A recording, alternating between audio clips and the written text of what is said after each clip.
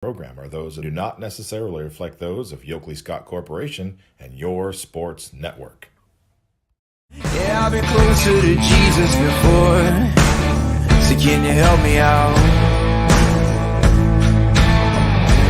Oh, can you help me out? Am I on my own? Am I on my own? Or can you help me out? Am I on my own? Am I on my own? Or can you help me out? Can you help me out? I've been scared to look in my soul.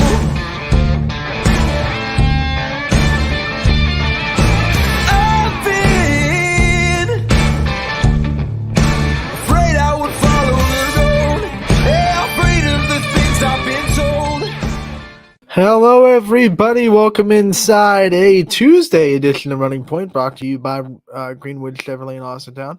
Anthony Hartwig alongside Ty Bartell. Ty, I don't know about you, but I almost said Monday. This feels so weird. We're starting off the week on a Tuesday. How was your 4th of July kind of weekend? I guess. Oh, it was great per usual. Always hanging out, family, friends. It was a good time as well too. And couldn't have asked for better weather yesterday. I think for it No. either. It was a great day for it. I know your weather is probably a little bit different than down here because you're like up north in Ravenna. But no, we had really good weather. And it seemed like people enjoyed their time with fireworks, and I pleasantly appreciated, at least in my area, the fireworks ending around 11:30 or midnight. That's not something that I saw in Kansas City. I'll tell you, like Kansas City people take their fireworks uber seriously. They're going off until like 4 a.m. That's wild. We actually ended ours right around like 10:30, I think, last night too. So it was good timing. I liked ending right on that dot too, right around there. I'll tell you, good luck sleeping in Kansas City on the 4th of July. That's all I have to say. Sounds like here, like when it got like to 11:30, 12, they'd be going off like, every 10 seconds or every 30 seconds, you might hear a pop. But like in Kansas City, it's like a war zone all night. Just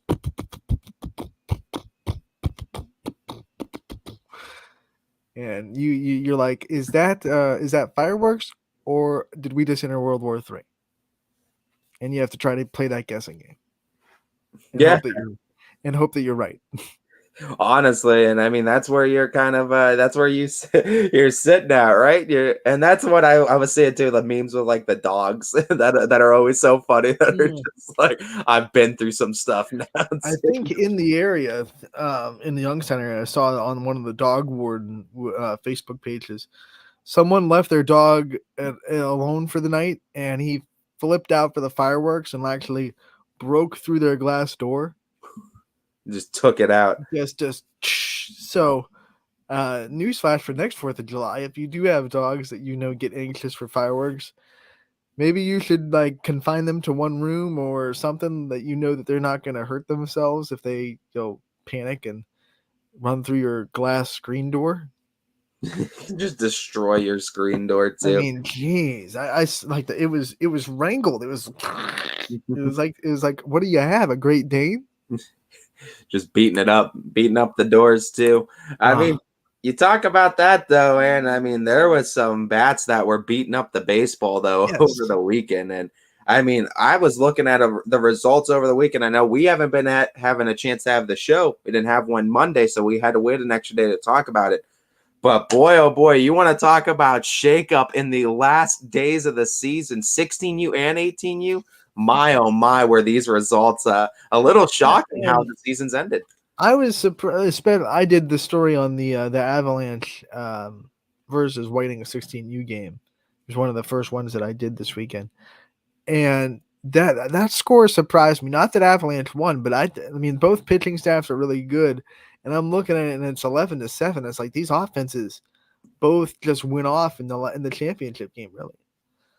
They really did. And I mean, credit Avalanche in that one too. That 11-7 victory was was huge for the Avalanche because we saw what it ended up doing for them and standings wise. But 7 runs in the top of the second inning after Whiting took a 2-1 advantage in the bottom of the first. I mean, you go 2-1 into the top of the second. Whiting's feeling all the momentum, but you feel like Avalanche had a fire lit under them, and you feel like they were maybe not desperate, but they were in a position where they were like, all right, Whiting just took the lead. We got to counterpunch them right now, and we got to make sure they absolutely feel it. Well, I'd say they felt it. I mean, you take an 8-2 lead right there, does the Avalanche, and they never look back from that spot.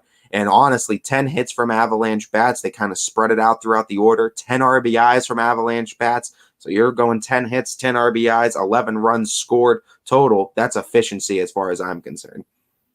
That is efficiency. And when you look at it, now that the 18U and the 16U playoffs are set. Yeah, they're absolutely set. And this is a case, too, where Avalanche in the last day of the season takes first place in a division that they were competing in, trailing in, but they were fighting with Whiting the whole season. And correct me if I'm wrong, I don't believe, maybe it might have been beginning of the season since Whiting lost their first game then, but I think since like the beginning of June, Whiting has held first place in this Livy division since the beginning of June, since like the beginning of the season.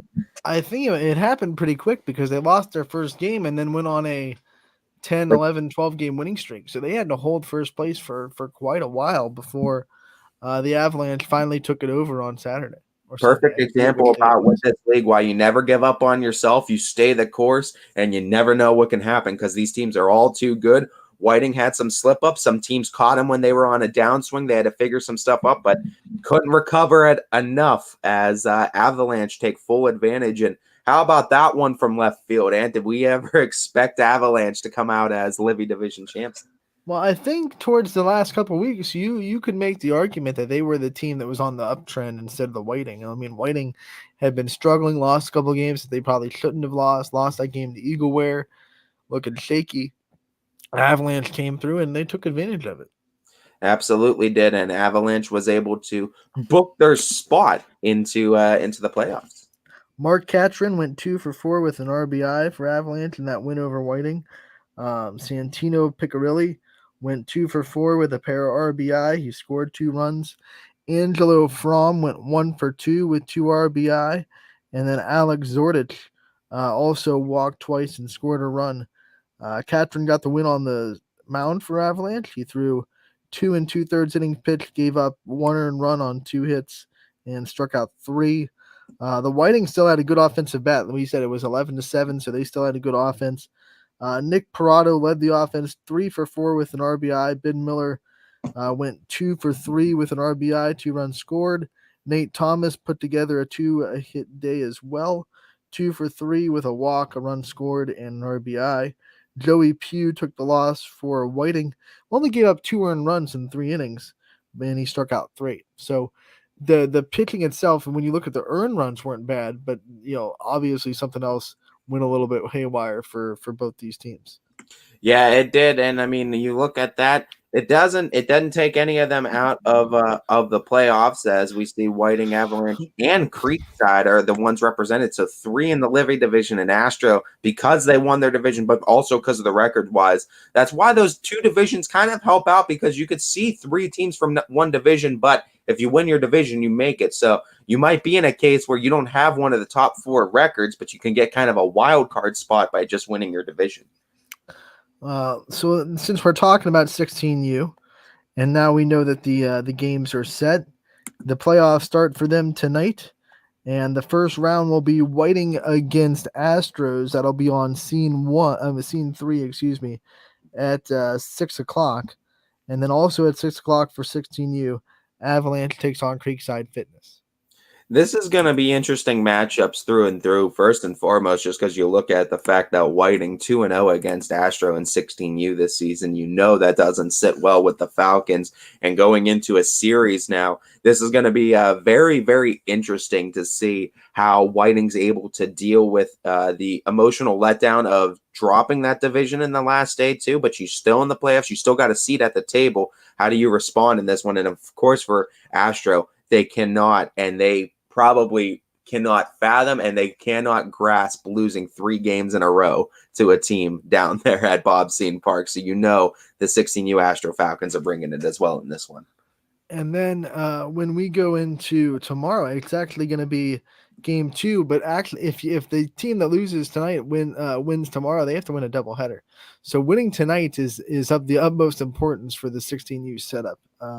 That is very huge, actually, too. Because if you lose tonight, you have to win 2 in a row tomorrow.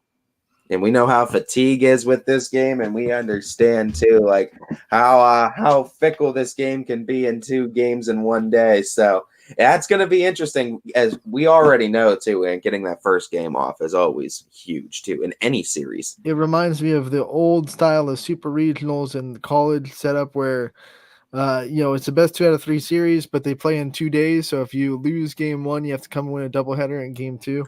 Kind of like that. I mean, if you lose game 1 tonight in 16U, you got to come back tomorrow and win 2 in a row.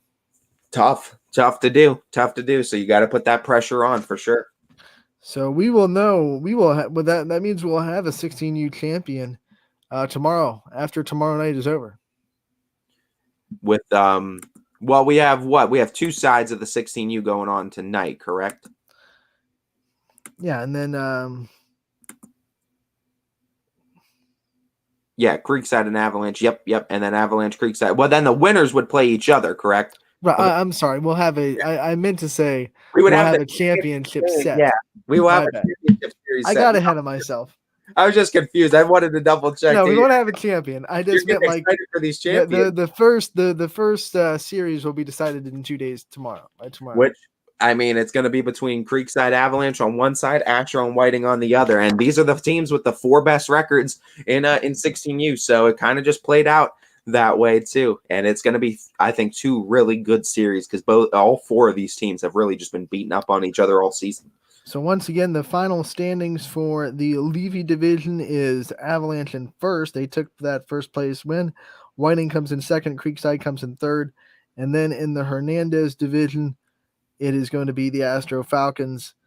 They win it. They had that short up for a while, though. They had that clinched, seemed like for the last at least week, as they clinched it. Dura Edge finished second. Nightline finished third. Athletics finished fourth. And then Prospects finished fifth in the Hernandez division. So that's how the 16U regular season ended, and now tonight we'll start the 16U playoffs. Also important to note that the Avalanche are 2-1 against Creekside on the season, and all the games have not really been that close. Their closest game was the loss to Creekside in a 10-6 losing effort back in June 16th. But other than that, they have a 12-2 win on June 28th, and then way back in May 29th, an 11-2 win on Creekside. So none of these games have been super close and super competitive. So this is going to be an interesting 3-game series between the Avalanche and Creekside Fitness. All right, we have updates on the 50-70 tournament in Canfield that we were scheduled to cover from DJ Oakley. The games at 1 and 4 have been moved to 2 and 5 now. And we will have the coverage of the first game with Matt Mayer, full coverage of the in Boardman tonight. Hoping the weather holds off. And you look at Storm Tracker 21, and we did have storms this morning. We had some pretty heavy storms roll in early in the morning from like 6 to 8. But according to the Storm Tracker 21 app, the threat of severe weather is gone. It's going to be cloudy all day. The high is going to be 87, but the sun might peak out at 6, which is right when those Little League games start. I'm going to pop myself back in. I forgot to. So you can see who's talking. Yeah, I was going to say, I'm listening to you and you're just talking to me. I don't want to. But yeah, so the sun should come back out at 6, and we should be good to go as long as the fields were able to hold that the weather we had this morning. Yeah, that's the big thing too, and also we're going to stay tuned, of course, here at YSN with our storm tracker over at WFMJ to make sure and ensure that Anthony Hartwig is not a legit meteorologist. That's why we'll listen to our. We've said that before. Yeah, Andrew DePalo and our friends over there at WFMJ.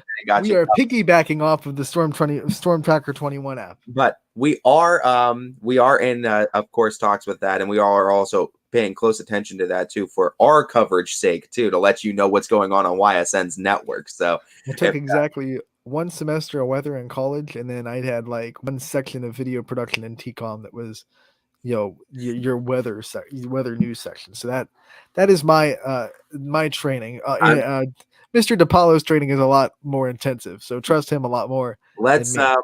let's have Mr. DePaulo. DJ, I think you need to write this down. Let's have Mr. DePaulo give Anthony a quick crash course, and then for Mike Ackelson show during football season, we'll have Anthony give the weather report for like a quick minute in the middle of it. Anthony's just sitting there with the green screen. Since Anthony does his best with Storm Tracker, we could have Anthony be our weatherman in studio. I go down to the 21 studio and take a crash course of meteorology. Andrew DePaulo is like putting you through like a boot camp. Like, yep, there you go. It's gonna rain. It's gonna rain. What's the weather like, Ollie? It's gonna rain. That was literally us this spring season. We could have just made that every single day. That was literally us this past baseball softball season. Just pop that meme up. Yeah. But we battle through the weather here all the time on YSN. So stay tuned with our socials, of course, to get updates on those games as we get word as well if they're going to be going off tonight due to field conditions. But like Anthony said, according to our friend Storm Tracker over at WFMJ right now, we're looking good and we're looking in the clear for tonight's setup. DK said it. I mean, we're going to have a busy night on the network. We took a little bit of a break for 4th of July, but as soon as that calendar clicks off to the 5th, we're back in full steam. We have games at Ysn Park for the playoffs, 16U and 18U tonight. We have full coverage of Little League baseball and softball at Field of Dreams. I should say not the only day. The only day, unless there's an if necessary game tomorrow, the baseball and softball will be in action at the same time at the Field of Dreams because it's softball championship day with 10U and 12U. And, of course, it's the start of the baseball District 2 tournament as well. So we'll have full coverage there. And we have games at the first game at 2:00 from McCoon in that 50-70 tournament.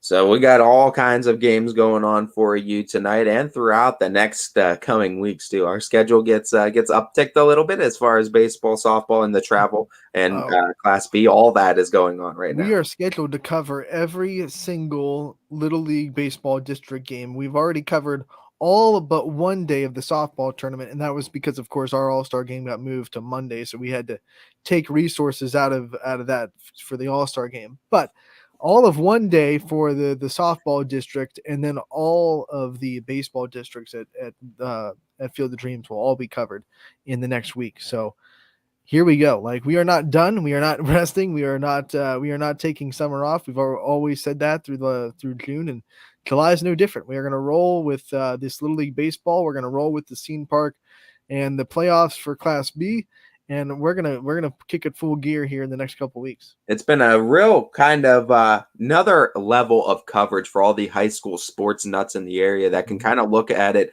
as kind of almost a prospects kind of league where you can kind of just take a look at all the young talent that's housed in the area and see and look forward to and get excited about what's to come in the next few years for these local high schools. And it's like watching to equate it to majors, it's like watching like minor league ball too. And I enjoy watching minor league ball because you see the talent, you see the raw talent and what's coming up. And that's the same case too. These are the same kids we're going to be seeing at the high school level in just a few short years. Yeah, and we talked about it with softball. It's the same thing in baseball. I mean, you're gonna be hearing these kids' names in a couple of years on the varsity level. You're gonna be hearing their names a lot tonight and throughout the week with our coverage of Little League baseball. But you're going to be hearing them. Like, keep these names in your memory bank. I promise you.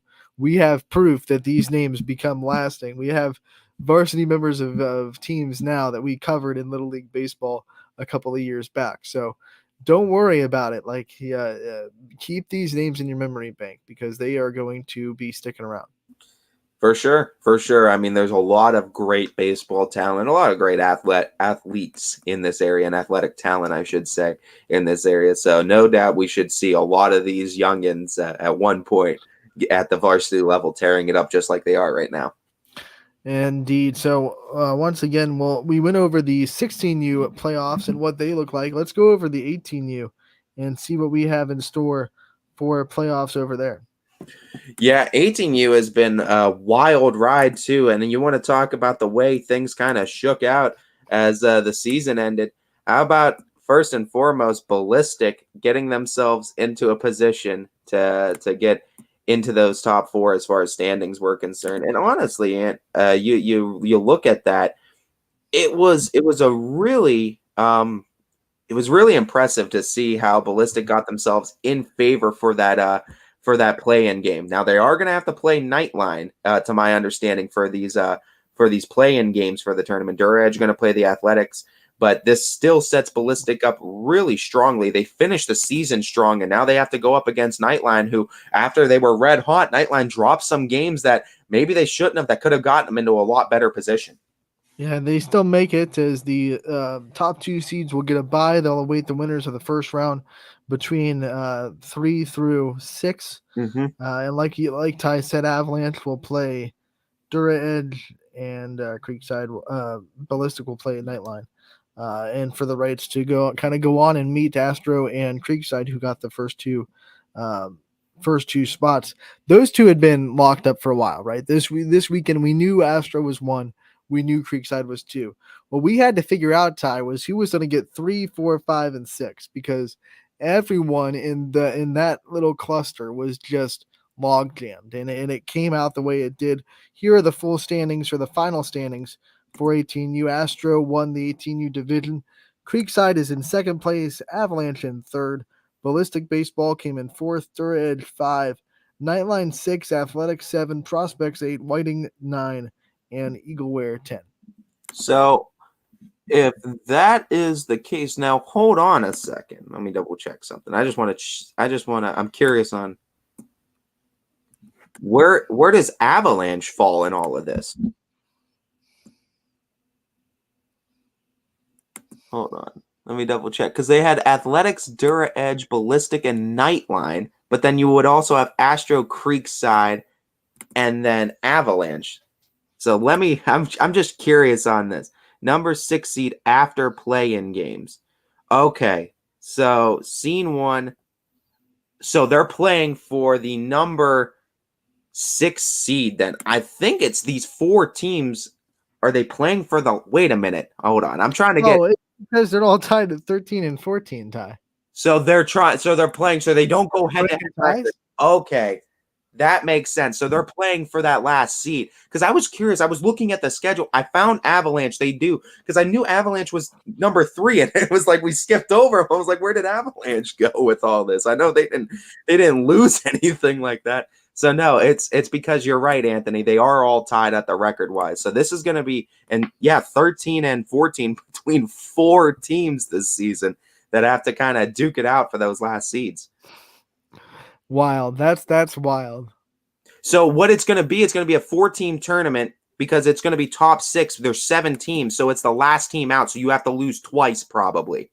So the losers will go to the loser bracket. The 2 winners would get in, and then the loser of the losers game is out, and the winner is in as the 6th seed. The 6th seed would play Avalanche then, I think.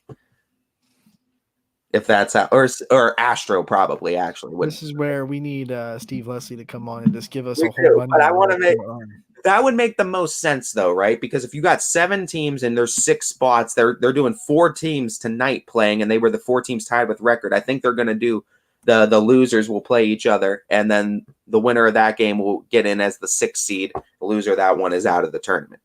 So a little bit of an extension. So this isn't even, I guess, playoffs right now. This is like a weird it's playoffs. It's still win or go home. It's win or go home, but it's not even official start of the tournament. We don't have our 6 teams yet, so we gotta trim. This is like that weird game 163 that you see sometimes in the baseball season, where it's like it toes the line of like, this is a playoff game, this is important. It's still win or go home, but it's not officially the start of the playoffs yet. But this is still big money games, win or go home. But yeah, certainly.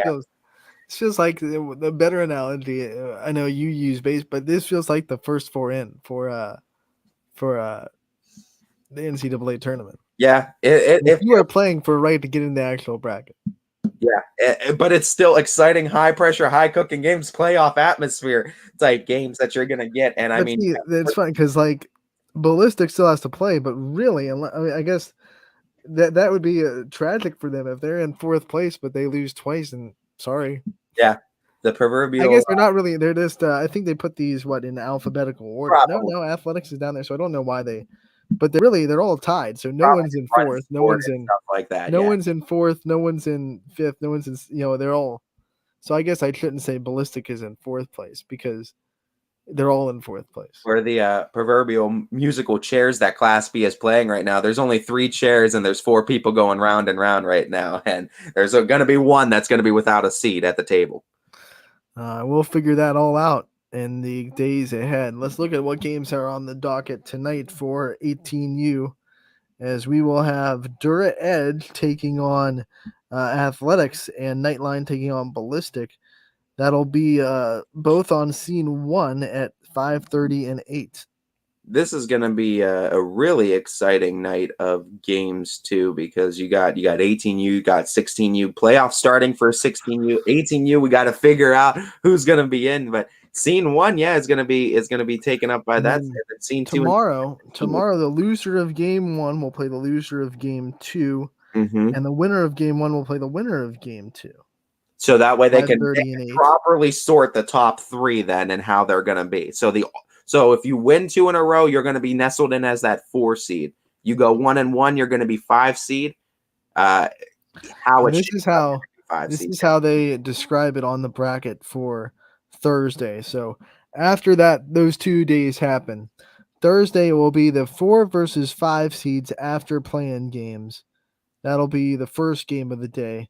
And then Avalanche will take on the 6 seed after playing games on Thursday. Okay, so then 1 and 2 still get a bye. So Creekside and Astro still get a bye, and then they'll await the winners of 6 versus 3 and 4 versus 5. So the winner of 6 versus 3 will go on to face Creekside. The winner of 4 versus 5 will go on to face Astro. So Creekside and Astro Falcons will not be in action until Friday. So they have a lot of rest to get their starters ready, and this is where you kind of have other teams don't. Yeah.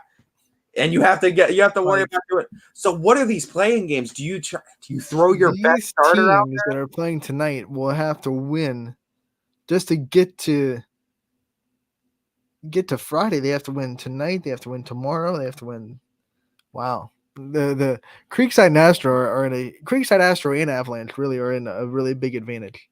They only have Astro sitting and waiting until Thursday. This comes up too with the big rest versus rust debate too, right? Like how much time off is too much? How much time in between games do you need for rest? This is going to be an interesting way the season shakes out, especially. I think it's safe to say if one of these teams from tonight's games moves on and makes a deep run, they'll have to do with their offense. I don't like their pitching depth to get through that much and still have their best pitching. Unless the pitcher's go on a hot streak. We've seen it before where arms just they could kind of carry momentum for a week straight. And I mean, if a pitching staff gets hot and everyone's kind of doing their job or at least putting in quality performances that keep you engaged. Well, I don't know what the pitch count rule. I don't know if they're the same as high school. If you manage it right and pitch Tuesday, take Wednesday off, you could be back for some innings on Thursday if your team makes it that far. That is tough, though, because, I mean, you got to look at it now. Astro hasn't. How many pitches do you need for a day's rest? How many what? How many pitches? What's the pitch count number for a day's rest? For OHSAA, I could look up the pitch count rule. I mean, I'm just like, it's rhetorical, I guess, a little bit. But if you manage it right, maybe you could get a pitcher from Tuesday to pitch on Thursday. But I doubt it. They do have to have a pitch count, but I do know Boxing Park plays by Major League Baseball rules. But I don't. I know they have to have a pitch count, but let me double check. For grades 7 to 12, 1 day's rest after 31 to 50 pitches. So, I don't. If that's enough to get you through Tuesday, you'd have to hope that your offense comes out. You'd have to hope that pitchers that you're comfortable with throwing about up to 50 pitches. You could have 3 guys throw up to 50. For 150, you only give them 1 day's rest, and then they're all active and available for you then the next day.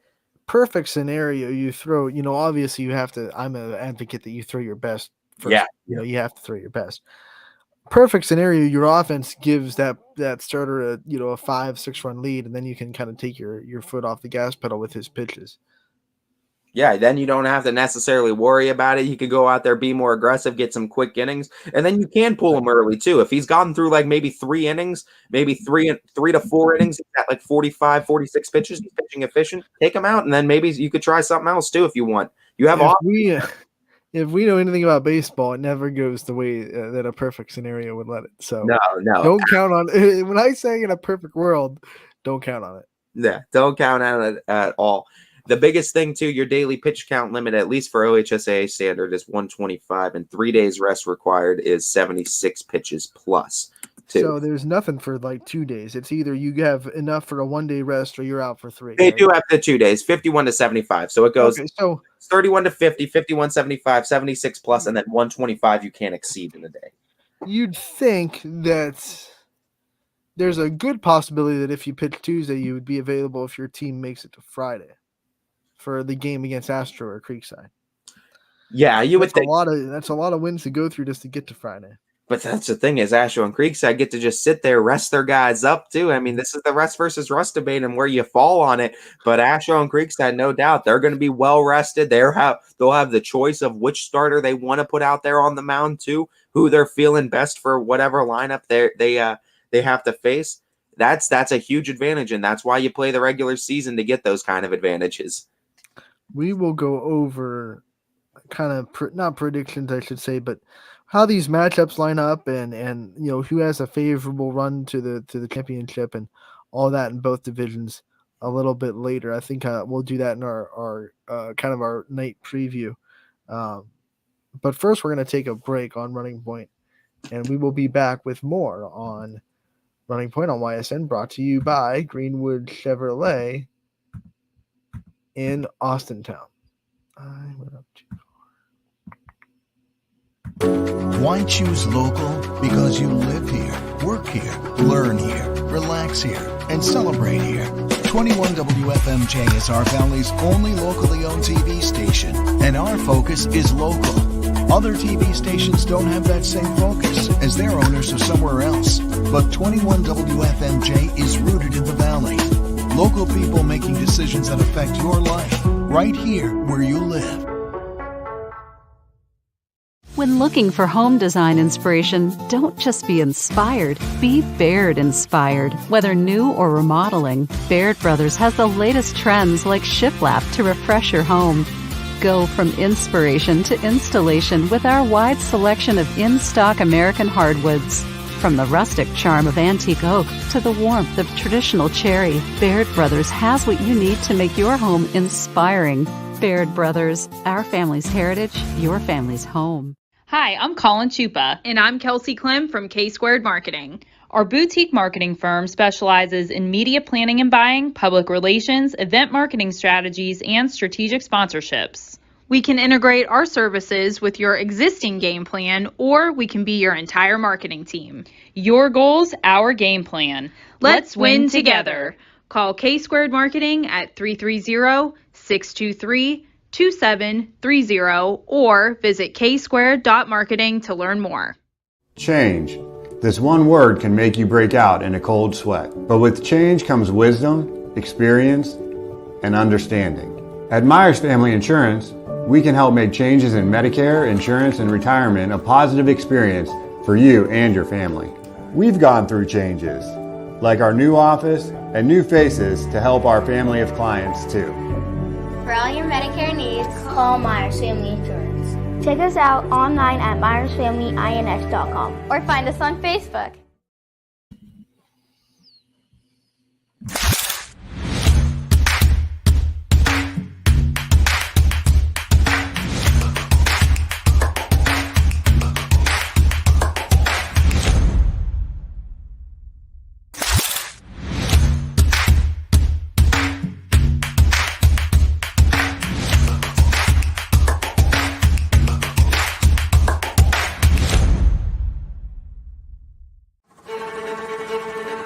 Reliability, innovation, scale. These three values are those we look forward to in our business and in our team. If you're ready for a reliable employer who looks constantly to think outside the box in big ways, we're ready for you. Apply now. Help us push the envelope and deliver success. Envelope 1. Take that one extra step. Before the lights come on, before the workday begins, before a long day is ended, or it's time to have fun. It all starts with the people at Joe Dickey Electric. From replacing a light fixture in your home to building a substation for your business, no job is too big or too small. The people of Joe Dickey Electric power them all. Joe Dickey Electric, over 60 years of powering the Mahoning Valley. You're not waiting to see what the world has in store for you. It's more about what you have in store for the world. All you need is the opportunity. All you need are the resources of a large university and the advantages of a personalized academic setting where you can experience new worlds in the arts and sciences, business, and education and make them your own.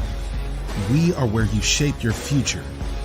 We are Youngstown State University and proud. WRS Wealth Advisors, the area's premier wealth and retirement specialists. Located on South Avenue in Boardman. Welcome back to Running Point on ysnlive.com, brought to you by Greenwood Chevrolet in Austintown. Anthony Hartwig alongside Mr. Ty Bartell, joining you for the first show of July. When we last left you, it was wait. Friday was still June 1st, right? July 1st. Right? Yeah. So it is not the first show of July. I got ahead of myself. It is the second show of July. Yes, sir, it is. Dang, that kind of ruined my whole thing. Ty, something got brought to our attention over the weekend, and it got us all excited for seasons coming up. Travel volleyball, JO volleyball, club volleyball. It's a big deal, and it's in full kick. We had nationals this weekend in Indianapolis, and we had a local club team get all the way to nationals and compete in Indianapolis. The Infinity 16U Green team out of Salem, they competed this weekend in the Midwest qualifier. They winning the Midwest qualifier earlier this year. That's how they got there. Excuse me. It's been a long time since the club team has been able to qualify from our area. Club teams are a little bit, they're different. They're held with smaller clubs and held with almost exclusively local talent. And so it's a big deal that this team even got to nationals in Indianapolis. But not only did they get their Ty, they finished 7th in nationals out of, hundreds of teams that were there. Yeah, I mean, it just shows we're getting upticks in talent in this area. This is what I was talking about. Like when we talk about volleyball, we ask the question, when we get into regionals and the district championships and in the higher divisions, and why do we struggle to compete with teams from Canton and Massillon, that area up there in Akron? It's because the teams up there, they've been doing this kind of thing for years where they get a lot of club teams into these big high caliber tournaments. Their players are exposed to high level volleyball. They've been doing it for a while, and they have a lot of actually coaches up in that area that also coach club volleyball. So they are exposed to the strategy that goes into high level volleyball and some of the things like that. We're starting to get a taste of it. We're starting to get players that are getting a taste of high caliber club volleyball, which is only going to help volleyball in our area compete with the big teams in the Akron, Canton, Massillon area when we get into districts and regionals. Teams like Independence, teams like Gilmore Academy, Notre Dame Cathedral Latin, Canton Central Catholic, et cetera, et cetera, et cetera. We're gonna see, I think, a lot more uptick in volleyball and its ability to compete with the teams out of area in tournaments because of things like this.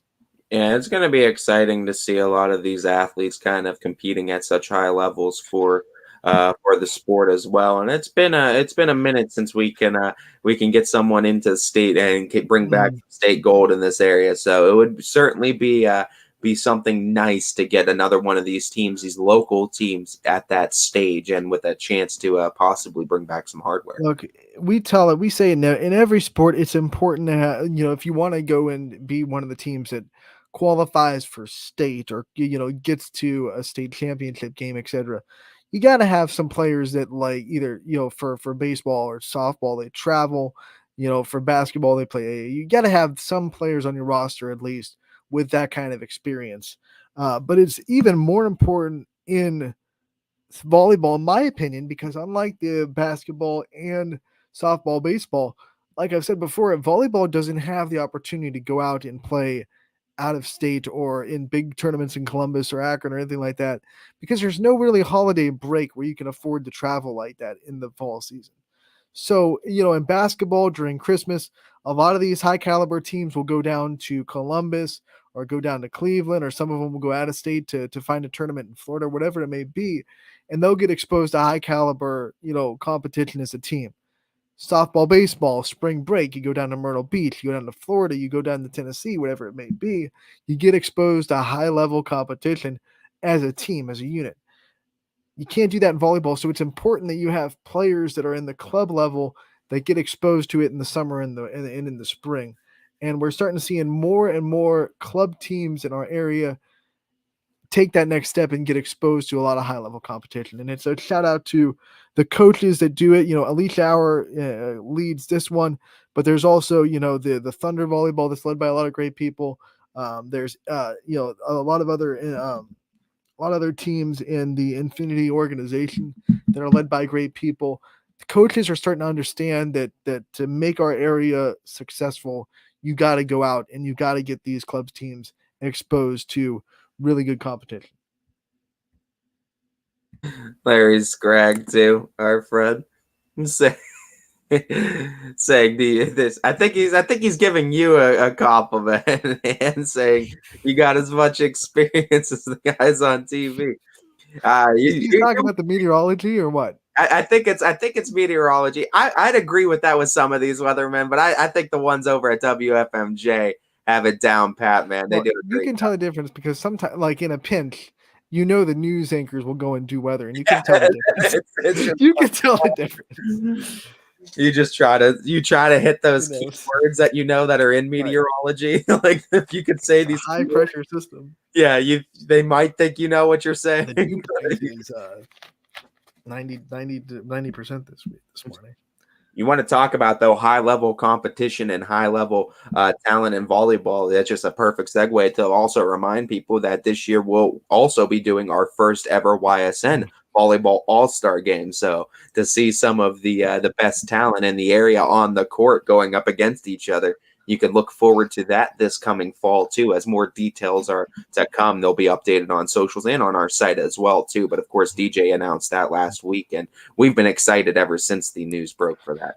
Just to shout out the names on this roster, this Infinity team: Grace Hour, Elizabeth Baker, Julia Blasco, Elena Colarusi. You have Abby Emsch, you have McKaylin Woods, Zoe Sanders, Peyton Slavesco, Kylie White, and Elena Hour as well. Kaya White, excuse me, and Elena Hour. So you have 2 hours on the team. Those are both Crestview. Emsch from Crestview. You have Woods from West Branch. You got Blasco from South Range. Of course, Slavesco from Hubbard, who's one of the phenomenal young talents. I believe she's going into her junior season this year for the Eagles. And we've talked about Hubbard volleyball before, how they dipped a little bit because some really good talented players decided to start their college career a year early and leave for their senior season. But they're right back on the rise. They're led by a lot of good people in the youth program. And we're starting to see the youth come back up in that Hubbard program and rebuild it back to where it was, because not too long ago, I would say maybe like 5-6 years ago, Hubbard was one of the premier programs in the area, and now they're starting to get back to it. And they're going to be competitive in that NE8 this year, I think, no doubt. And that NE8's always a competitive juggernaut too. And I mean, you have great teams all around that are going to be competitive. Poland's always competitive in it. We know what Lakeview and Girard are going to bring to the table. South Range will be solid. It's going to be a fun season in the NE8, I think. So the Infinity went 3-0 on their first day. They beat teams from Maryland, Atlanta, and South California. And then in the second day, they came out and they went 2-1. They beat a team from Texas and 1-1. Excuse me. They beat a team from Texas, and then they lost in three sets to a team from Kansas. but they were still 4-1 in their poll, and they finished first on their net. They came down on Sunday, and they did lose a couple of games that ended their run, but they were good enough to finish 7th in their division in the nation. 7th.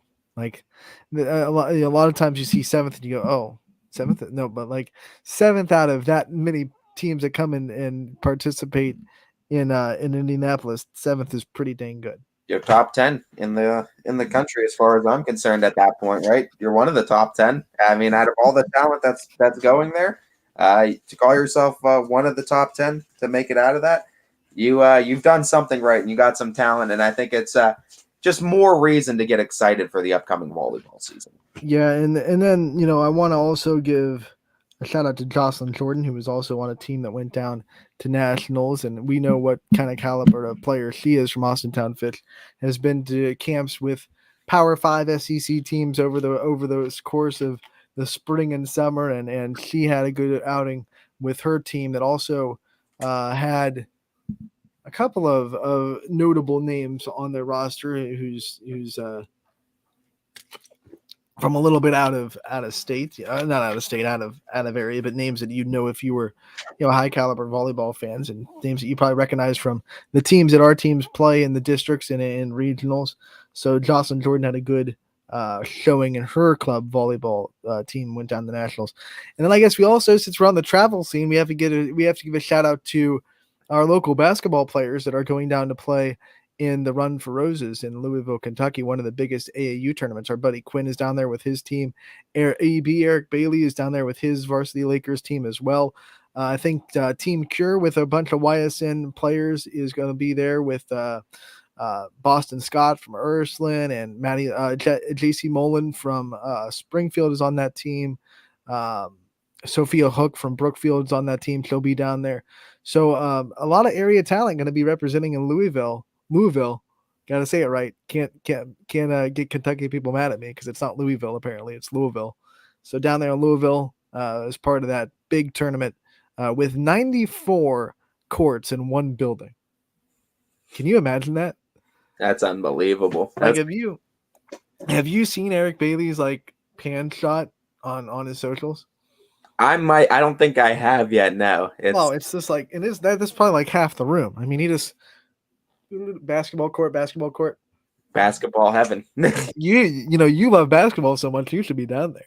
I probably should. I want to look forward to just upping the game a little bit with basketball and just learning more and more. I mean, I love this sport so much, and I'm always looking to get deeper into coverage too. We talk about your softball and you're the softball expertise, but I'm a basketball junkie through and through, and I'm always just wanting to learn more. And luckily, you talked about me shooting the breeze with Quinn too, but he'd be another great guy for YSN too, that is a resource for basketball knowledge, just a wealth of knowledge for him. For a good reason. We lean on him in the fall for football coverage. He helps us out with doing a lot of football games, and then sports we kind of lose him for a while because he's a busy man once that basketball season comes along, and it does not end when Salem is done because he goes right into AAU play. So I haven't seen him since the party we had down at the bunker after basketball season. It's been a hot minute, but he's busy with AAU stuff right now too. He gets real busy and real into it. Another one of those guys too that you could see being a really good head coach down the line. This goes for him and Quinn. And one of the things that I love the most about both those guys, as far as their coaching ability, the X's and O's, that goes without saying that they're smart and they know what they're talking about with basketball, but you can tell from they give up their time, their valuable time, to go and just watch players that are on their team in high school season. Like, if Salem has the week off, Eric Bailey is in a gym somewhere watching one of his players. Like, same thing with Quinn. If Lisbon has a day off, and he's actually in a good situation because he coaches boys in high school, girls in travel. So different days he can go out and watch some of his players play in gyms. They travel with them. If they're in deep in tournament runs, they'll go down to Maslin. Doesn't really matter. They care about their players and they care about them as people more than players. So that's one of the hallmarks of a great coach, especially in the travel scene. you can get so caught up in getting your players recruited and trying to get them, noticed by college coaches and get them, their abilities as high as they can. It's easy for travel, AAU, JO, whatever sport you want to talk about. It's easy to lose person before player in that kind of atmosphere because there's so much pressure to get noticed by college coaches and get your talents out there. But they do a wonderful job of seeing person before player.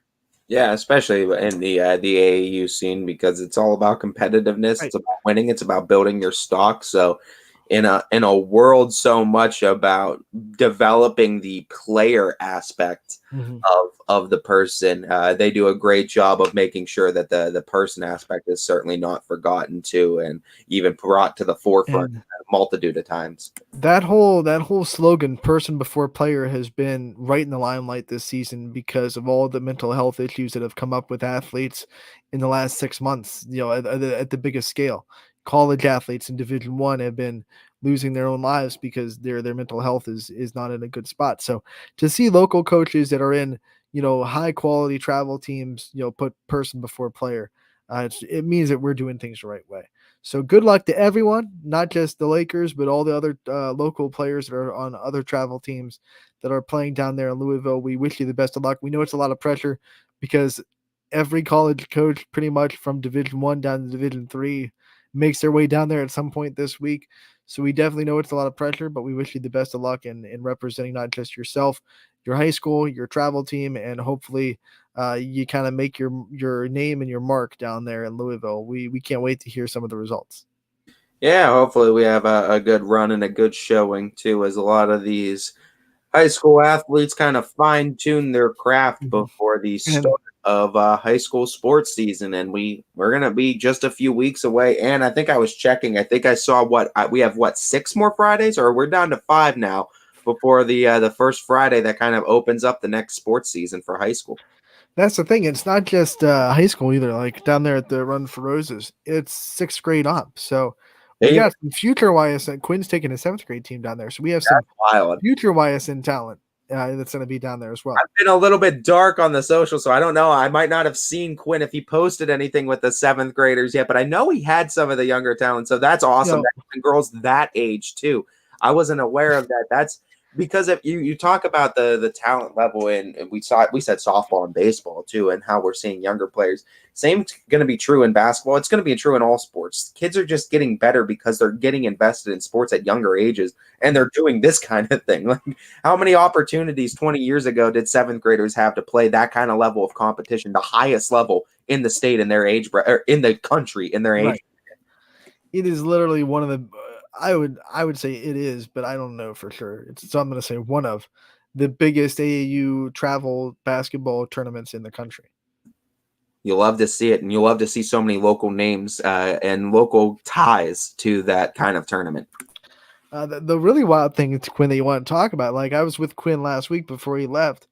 Even though they're in 7th grade, they can't even talk to a coach yet. They're not allowed to even make contact with any college coaches.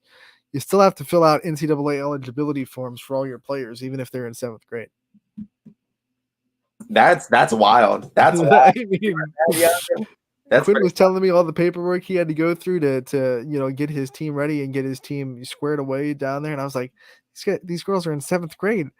Coach can't even talk to them yet. And you have to fill out NCAA eligibility forms. They're like, we want them on the book. We want them on paper. That's all. We want them on paper. That's all we want. I'd only like watching him do that. I was like, only imagine transport, 6 years ago when softball players could get committed before they even stepped foot on a varsity field their freshman season. Must have been wild for travel coaches in the 12U, 13U department on these big teams that really you're trying to get kids recruited at 13. Like that must have been a nuts situation for a travel coach to be in. I can't even imagine. I'm so glad that rule doesn't that they've upped the age. I mean, it's just so weird to say, hey, you're an 8th grader. Where do you want to go to college? Let's offer you a scholarship. Like, what? Like you can verbally commit. Yeah, like we can't give you a scholarship until you're a senior. But hey, Why don't you verbally commit to us while you're in 8th grade? That's what's wild too. That's what's wild. And yeah, you might not get the scholarship, Yeah. but like they're still saying we're going to give you a scholarship senior year. Like they're still saying like you're going to get a scholarship. Why don't you verbally commit right here at that? Well, like you said a few years ago, 6-7 years ago. It got so crazy because a lot of the big coaches were so against it, but they also couldn't not do it because it was the only way they were getting players to their program was getting them committed. So it was a big catch 22 where you had to kind of play the game, but every college coach, every big college coach at least kind of knew this isn't right, you know. So I'm glad they got together and Can't make changed an it. 8th grader make a decision on their college future yet. They're way too young at that And point to make some that. did and go on to have great college careers and stick with the college that they committed to when they were in 8th grade, but it's just crazy to me to think that someone can commit before they even start their high school. And I mean we see kids that are in high school that kind of change up the colleges, change up the majors that they're in too. I mean, it's such a hard decision, and they try to make it seem like it's a lot easier. But I tell you, there's so many people that go into college undecided and unsure if they want to go to that college or the college that they're going to is the right one until they start experiencing it. You kind of just sometimes have to go and experience it too, but you also have to get a feel of what's right for you as well. So don't be afraid to try new things. No. Be afraid to take new leaps too, because you got to find your fit. You know, right now we're in that midst of the I know we're getting into the college scope and we don't talk about it too much, but since it's just a little bit of a tangent that we're on right now, you know, the transfer portal is such a big hot button right now in college sports. But you got to remember the freshmen that came into college this year were kind of the last players that could commit that early. So all the transfers that happened last year, 2 years ago, those are all girls that could have committed freshman season. So they could have stuck it out. They could have all of a sudden they get there and they're like, my mind has changed a little bit since I was 13 years old. And yes, I stayed loyal to you throughout my high school career. Yes, I came here and did a season with you guys, but it wasn't what I expected. It wasn't what I thought it'd be back when I made the decision when I was a freshman. So I think that might be one of the many. There are many. There's not just one, but one of the little cogs that goes into why we're seeing such an uptick in the transfer portal. And maybe hope that it'll go back and find an equilibrium when these players start to say, okay, you know, next couple of years, these players that are getting to colleges, they did not commit until junior season and they didn't sign on until senior season. So maybe when those players start to get in as well, you'll find a little equilibrium and we are done with the players that committed so early. Maybe the transfer portal will find a little bit of equilibrium. It'll always be there, but I think there were over 1,000 players in the transfer portal for softball by 2 weeks after the College World Series.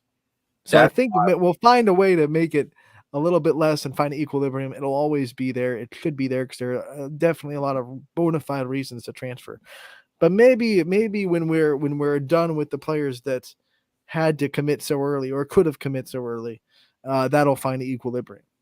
Yeah, and I mean, you talk about the equilibrium of just hopefully That's our word of the day. I Yeah. wanted to see how much I could fit into one sentence. balancing things out. I mean, the girls too. That whole situation, I'm glad they did away with it too, as like a final talking point, I guess, on it. Just because you look at that, I mean, offering 8th graders a spot on a college, not I guess not college roster, but I guess a college roster essentially from 8th grade on. You're taking advantage of little girls being prisoner in the moment, and little kids in general, boys and girls. I mean, you're just taking advantage of them being prisoner in the moment, being super excited that they're gonna have this opportunity that a lot of them dream of, and of course they're gonna jump at maybe the first one they see, but that first one not necessarily was the best fit for them. Maybe it's not the best coaching staff that aligns with their morals and values too. Like, there's a lot of factors that go in too, and certainly I think our athletes, and you see it a lot, they've gotten a lot wiser up too, and they really want to take their time. A lot of our local athletes, and they should make sure you find that right fit for you, whether it's D1, 2, 3, JUCO. Got to make sure you're in the right fit, right scheme, right system that aligns correctly with your morals and values. Well, if it was there today, you know, Oklahoma would go to a 8th grader and say, "Hey, we want you." How would an 8th grader say no to that? They just won 3 straight national championships and they just been on top of the world. Like, how would you ever say no to that? But then who knows where it's going to be in 4 years or 5 years? And that's the sad thing, because if I'm not mistaken, Ant, they could also just take that scholarship away at any time during the high Yeah, school. because it's a verbal commitment. So, like, Just like you're committed, but then come senior year, oh, you know what? We found someone better, and Yep. that commitment really doesn't mean much. the It worst. doesn't mean much until your juniors. Like, you can verbal commit, and then your junior season, they're like, okay, we're gonna offer you, and I think that's how it worked back then. But like most of the time, if you committed that early, they wanted you, they're gonna stay loyal to you unless there's a coaching change or something like that. But that's another thing. You commit in 8th grade, there could be a coaching change by the time you're a sophomore. But then it's like, oh, I've been committed for 2 years. And back then, there weren't a lot of juniors that were, if you weren't committed by junior season, you were in trouble back then because so many players were being committed by 8th grade. So back then, you would have been in a tough spot if you waited that long and then a coaching change happened your junior season and you weren't committed anymore.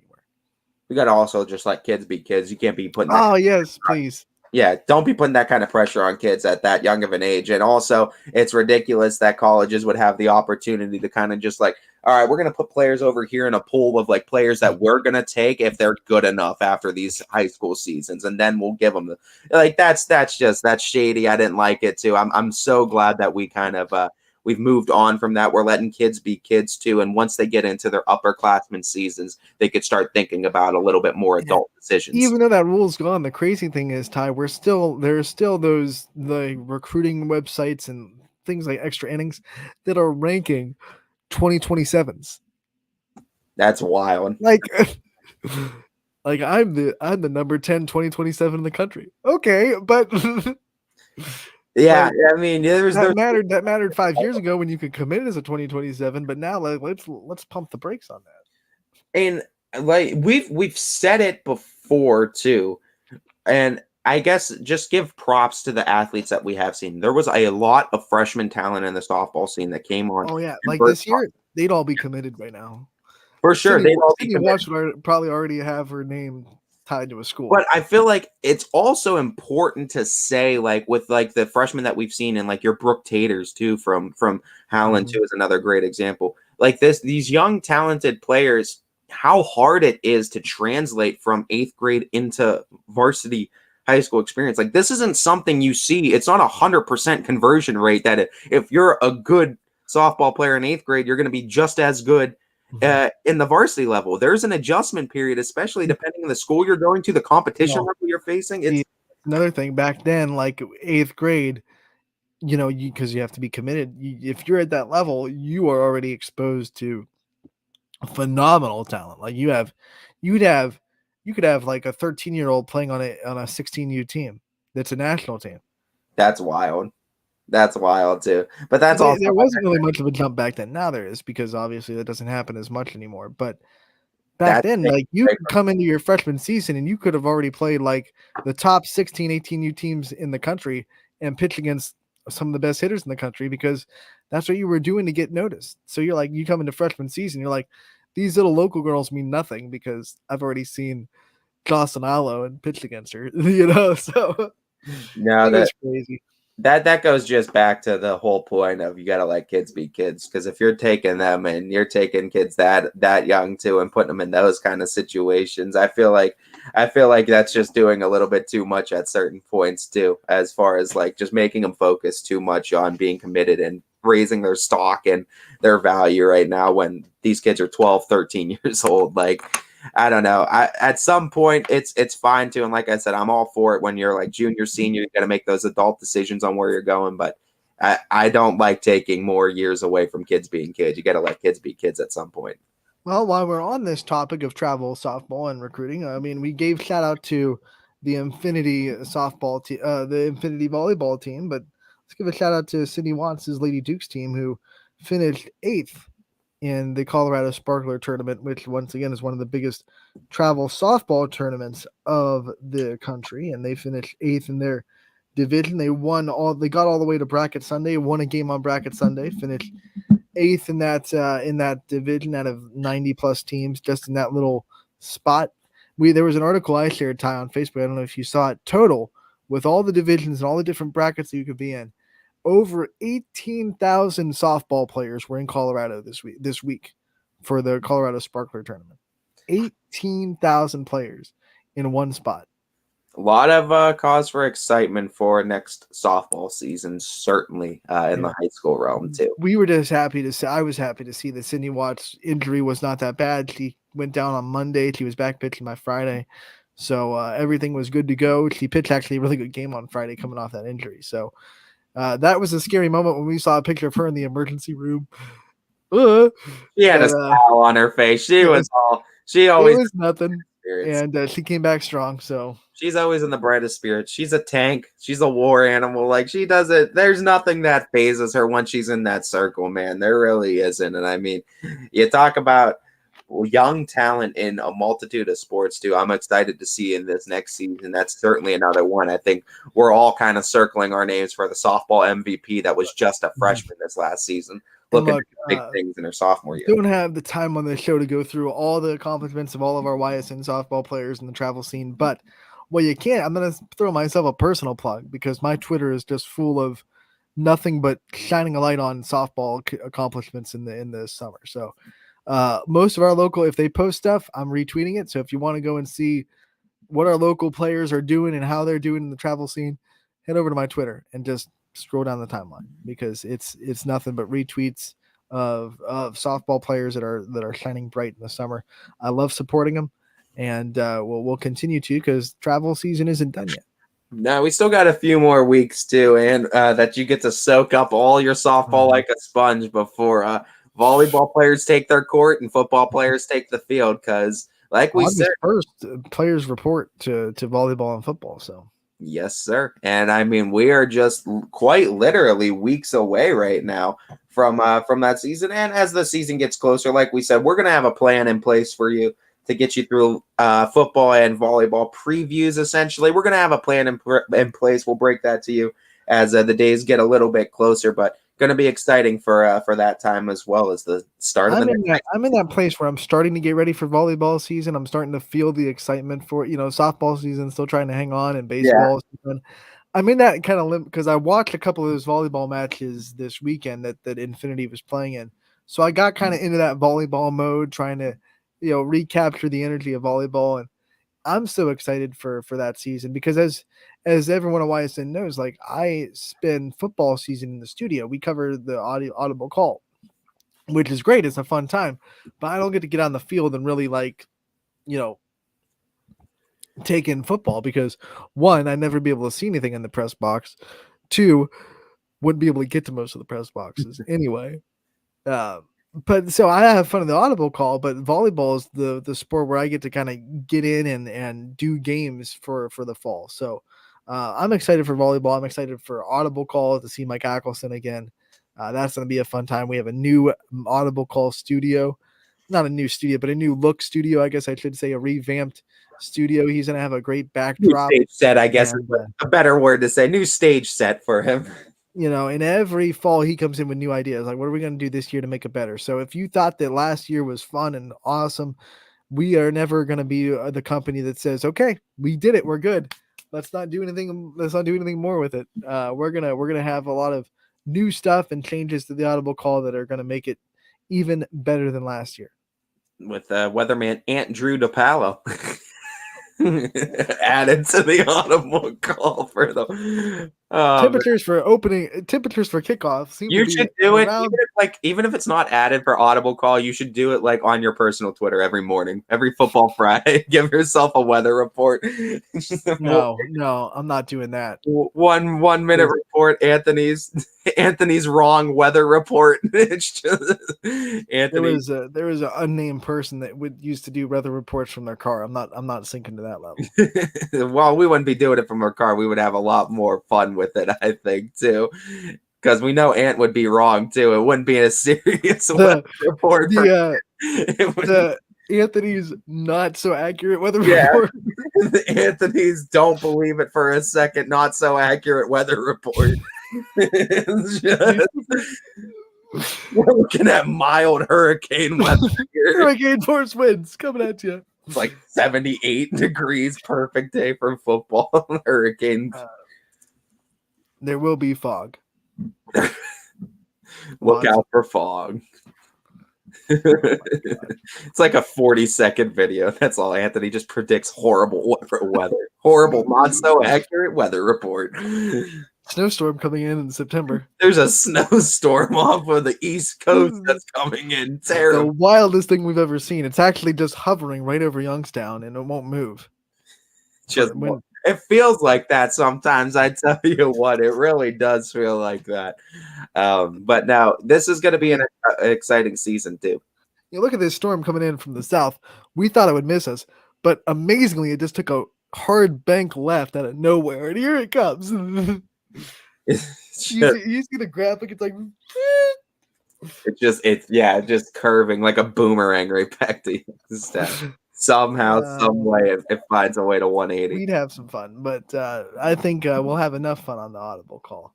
Yeah, the audible call is going to be an exciting time this year. Every time you can get Mike Ackelson back in studio, it's great. Mike's going to be back in the studio. You know, Scotty's usually spending time in there. B. Miller does a great job being in there.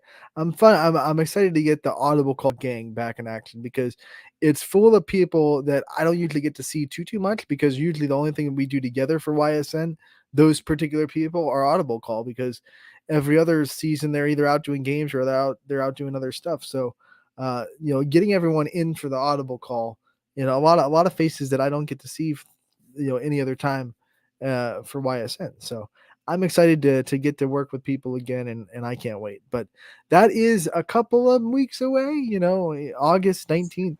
6 Fridays left. 6 more Fridays and no football until the first one.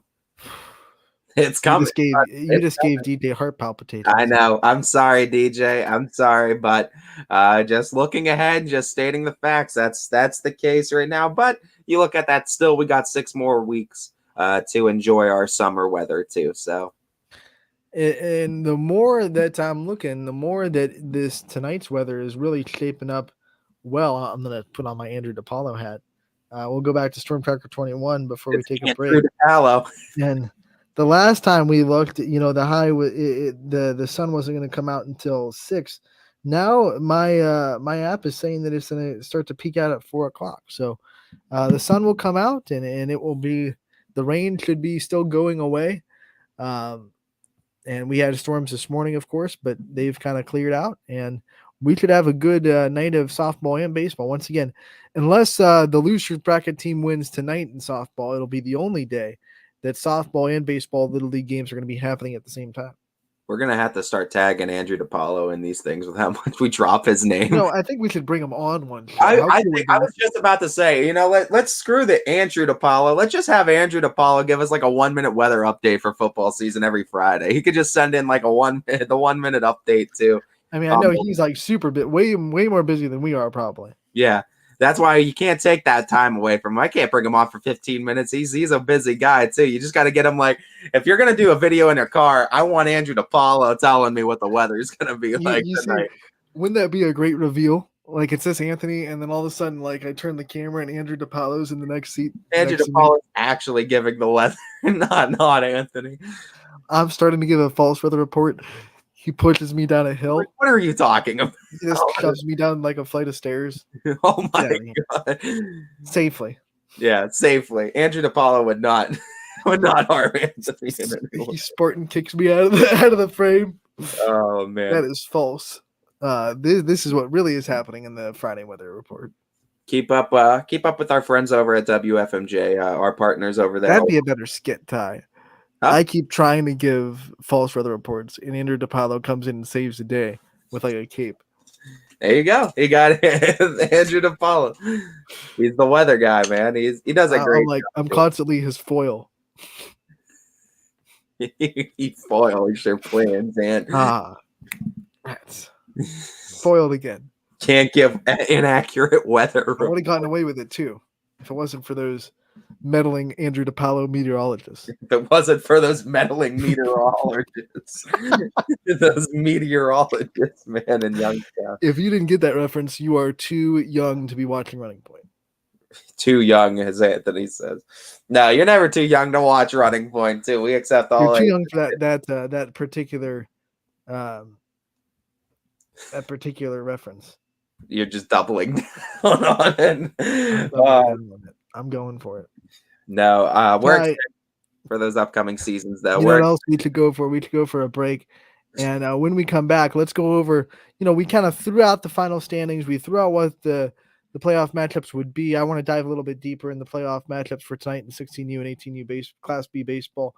Talk about what's at stake, what the matchups look like. We're also going to be talking about not just the Little League softball championships, but the Little League baseball and the start of that as well.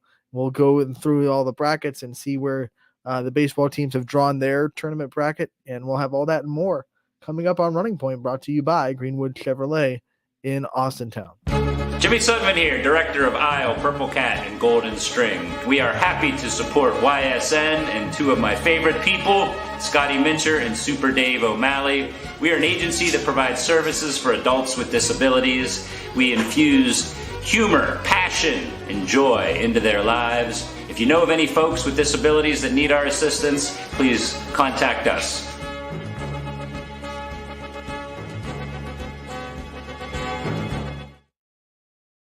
How lucky are we to have not one, but two 18-hole Donald Ross Championship golf courses right here in our backyards. Mill Creek Golf Course was selected by Golf Week as one of America's 30 best municipal courses, continuing to challenge golfers of all levels and featuring PGA professionals, golf instruction, a players rewards club, kids programs, and a pro shop and grill room for a memorable golf experience. Call or click to schedule your tee time at Mill Creek Golf Course.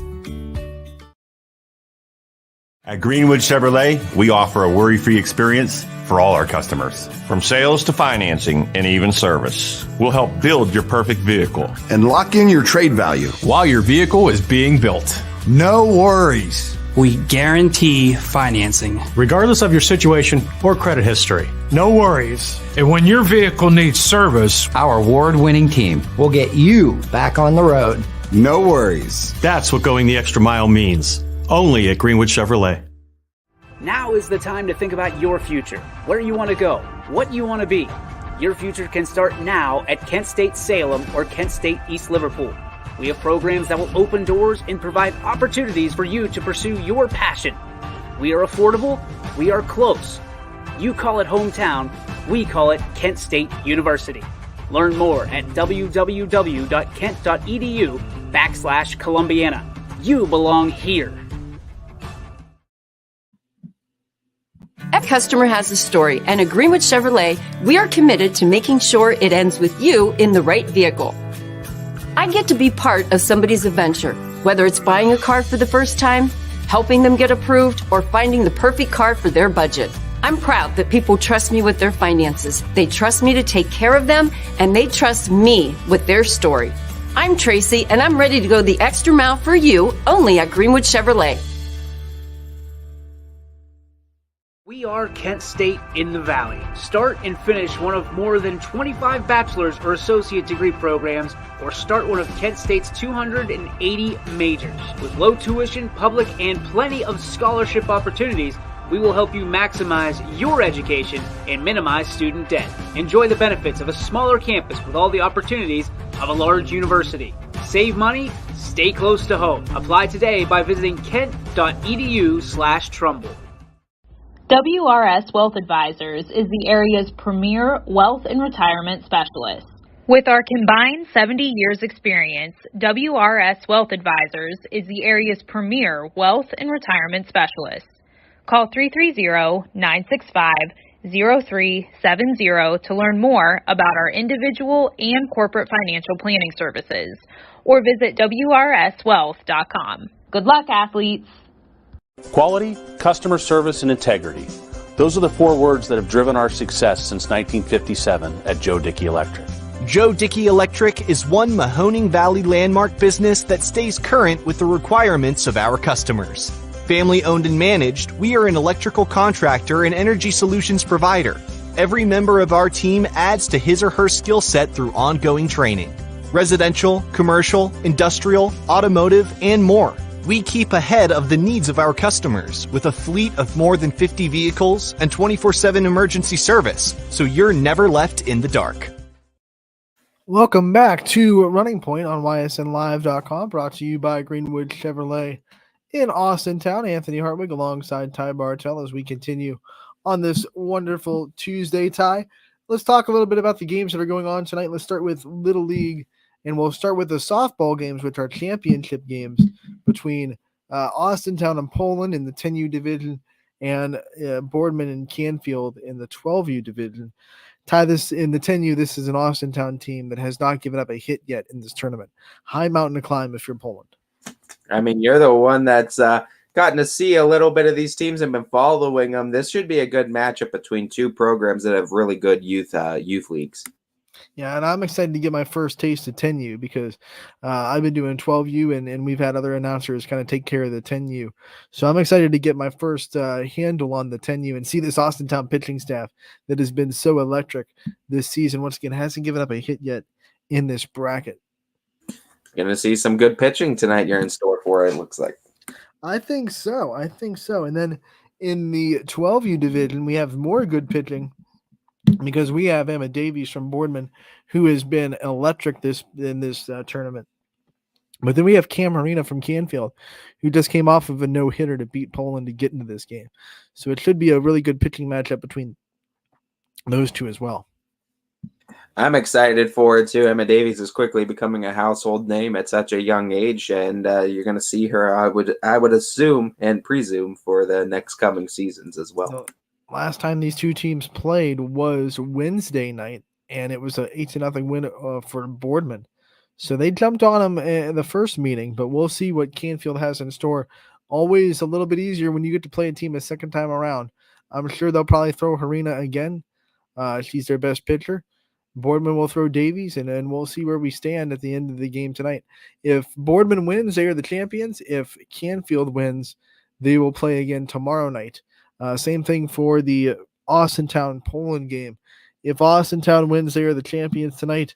If Poland wins, they will play again tomorrow night for the if necessary game. So we'll see if there's going to be an if necessary game that kind of goes down here in A-Town. With this going to be an interesting matchup too with these teams in both 10U and 12U, and with so much young talent and so much riding on it. This is where you kind of learn to put it all together and come up clutch in big situations. Some players to watch outside of the ones that we already mentioned for the pitching. Taylor Watts for Boardman. Just, the Watts, that's all you have to know. Just a phenomenal defensive second baseman. She hits pretty well, spreads the ball in her spray chart around the field. Addie Rudge is a great young catcher. We saw her throw out multiple base runners throughout this tournament. She's a phenomenal talent. And then I'm also impressed with Boardman's Sardich, their first baseman. The name almost escaped me, but Sardich, their first baseman, really plays well. They like to play the corners in, and she kind of plays the first base position really well. Probably the best defensive first baseman I saw throughout the bracket play. So that'll be fun on Canfield's side. Outside of Cam Harina, who's a really good pitcher in her own right, Sophia Seipel. I mean, if you don't keep her off the base path, she is electric with her speed. She will steal second. She'll probably steal third without blinking. And then I'm also impressed with their first baseman, in Milena Molenkoff, who's had a really good swing, plays really good defense. So those are some players to watch and some players to keep your eye out for if you're watching 12U tonight for the first time. My mic again did that thing. But yeah, I'll be tuning in tonight too. I'll be obviously working the other job tonight, but I'll definitely be tuning in tonight to try to stay updated too on all the local area softball and baseball going around in Little League. So boys, we'll start with the 9U game tonight at 6 o'clock on L3. It will be Boardman versus Canfield. That is 9U baseball. And then we will go from that to 10U baseball. They have a game tonight as well, 2 games actually, on Fields L2 at 6 and 8 o'clock. It'll be Canfield versus Boardman at 6, Poland versus Austintown at 8 on L2. We go to the 11U boys.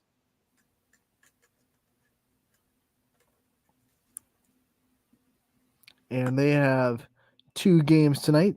Canfield versus Poland at 6 on L2, and Boardman versus Struthers at 8.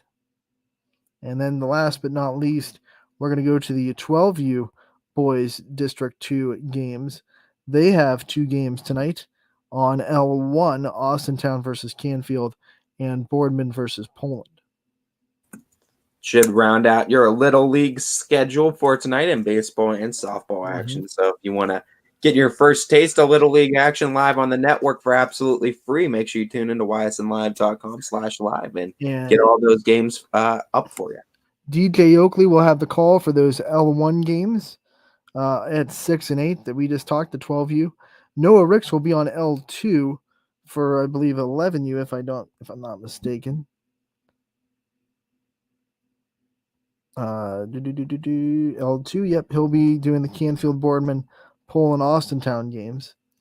And then also at Scene Park tonight is going to be, not at Scene Park, at Field of Dreams, is Matt Mayer. He'll be doing the game on L3, which is that 9U game that we talked about with Boardman versus Canfield. Yeah. So that should be fun too with those guys behind the call. You'll hear some of YSN's famous voices as well behind the calls of some of their new famous athletes. Yeah, it's gonna be a fun time. That makes a total of 1, 2, 3, 4, 5, 7 games on the network from Field of Dreams tonight, along with one game at McCoon starting at 2:00 right after us, and then 4 Class B games. So that's 5 plus 7, that's 12. 12 games on the network tonight. Yeah, and it's going to be a fun time too with all of these games too. So much high stakes riding into them. Let's go over the matchups now for the Class B playoffs that are going on tonight. And I guess you want to start with 16U and go from that up? Yeah, we can. There's only 2 games in 16 units, so it's playoff 2 and time. 16, 2 and 18. Yeah. So 4 games total. 4 games total, and the games going on in 16U tonight are going to be the Whiting Roll-Offs against the Astro Falcons on Scene 1 at 6:00, and Avalanche versus Creekside. Ty, let's talk about Whiting versus Astro first. Whiting has the edge in the season series, right? They just got the win over Astro last week to stay in first place temporarily. What are you thinking of this matchup? What can Astro do to shake the Whiting monkey off their chest? It first and foremost, I think for Astro, it has to start with their pitching in this one, and it's surprising to say you think Astro having issues with pitching, and they really don't against any other team except this Whiting team. 12-2 loss back in June 5th, and the second time they squared off with Whiting, it was a 6-3 loss. Just tone down the runs a little bit, but still 6 runs, uncharacteristic for Astro too, and offensively only 5 runs combined, 2 in the first game, 3 in the second one. So I'm looking for a pitching performance that's going to keep them in the game, kind of keep them under that 4-run threshold, keep it 4 runs or under, give your team a good chance to win it. But I also am looking offensively too for Astro. They've been really quiet against this Whiting pitching staff, and for Astro in this one, you're going to need more than 3 runs against this Whiting team. It feels like you're going to need that. This will be the third matchup between these two teams because they're interdivision. Whiting coming from the Levy division and Astro coming from the Hernandez. So you're going to have 2 teams that haven't played each other as much as their own division this year. Still played each other twice, but the interdivisional games are third matchup. So the next one with Creekside and Avalanche that we're going to talk about in a little bit, that's their 4th time seeing each other in the same division. Which makes all the difference in this one. But just to give you a little bit of numbers down the line and what these 2 teams are doing, I'll just go real quick off of their offensive numbers.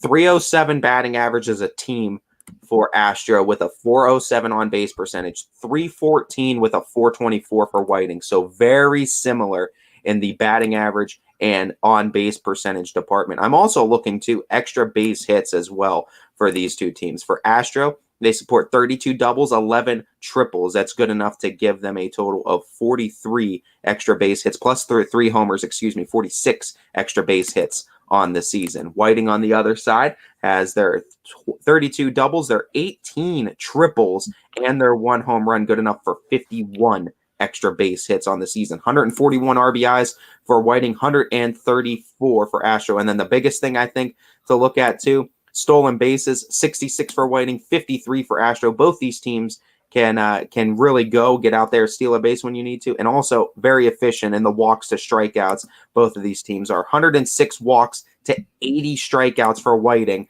and a very good 89 walks to 133 strikeouts for Astro. So very good numbers on both ends. Both teams walk at a high rate, but how about that? I think the big one to look at too that gives Whiting an advantage: walk more than they strike out as a team.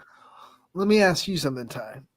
Even though Whiting has had a phenomenal year, and record-wise, these two teams have been pretty much even throughout the season, and Whiting has had their number throughout the regular season, would winning this series be an upset for Whiting, given the history of the Astro Falcons and the way that the program has been held? In the historical sense, yes. But if you're looking at this season, and a lot of teams, a lot of players do, they don't. It's not that you don't care about the history too, but you can't do anything about what happened last year. You can't do anything about what happened 5 years ago. You can't control that. We can control what happened this year. And this year, these two teams are as even gets, honestly, too. So I don't know if I would consider it an upset, really, as far as like this year's concerned. Historically, though, absolutely, too. Going up against this Astro Falcon team and being able to beat them, considering what they've done in the past, yeah, in a historical sense, absolutely, this is an upset. And we talked about the offensive numbers. ERA, Whiting actually holds a slight advantage over Astro. 2.81 ERA for Astro, 2.75 for Whiting. And also really interesting, too, between these two teams, a better strikeout to walk ratio for Whiting. 151 Ks to 81 walks for Astro. 133 Ks to 61 walks for Whiting. And remember, even though Whiting gave up 11 runs, a lot of those were not earned. So don't think that big total on Sunday against the Avalanche hurt their ERA, because a lot of those runs actually were not earned against the Avalanche. Here's the best part about all of this, right? Both these teams bat over 300 as a team. Whiting held their opponents to a 198 average. Astro held them to a 161 average. 133 whip for Astro, 124 whip for Whiting. This is as even teams can get, man. It's a fun matchup we're in store for between these two. It is. So I have to ask Ty, who you got coming out of this series? Man, that's tough. That's tough to say. Honestly, I'm looking at big names for both of these teams, and there's been plenty of guys for both of these teams that have stepped up tremendously, offensively, defensively, for both these teams. I mean, to shout out first for Astro, I think you can't look further than guys like Drew Kashak, who we've had on, 444 hitter, 535 on base percentage, absolute stud, top of the order guy that you're going to see get on base a ton. But you look on the other side too, another guy, Aiden Leindecker, 4.69 average, 5.36, middle of the order guy, 16 RBIs on the season. He's one of those guys that can bring those runs home, and he has a high average to do so. There's plenty of guys like that similar on each of these lineups too that we've had a chance to talk to on the show. We've gotten to get into both of these teams a little bit. I'm going to say, though, in all of saying all of that, it's such a close matchup, but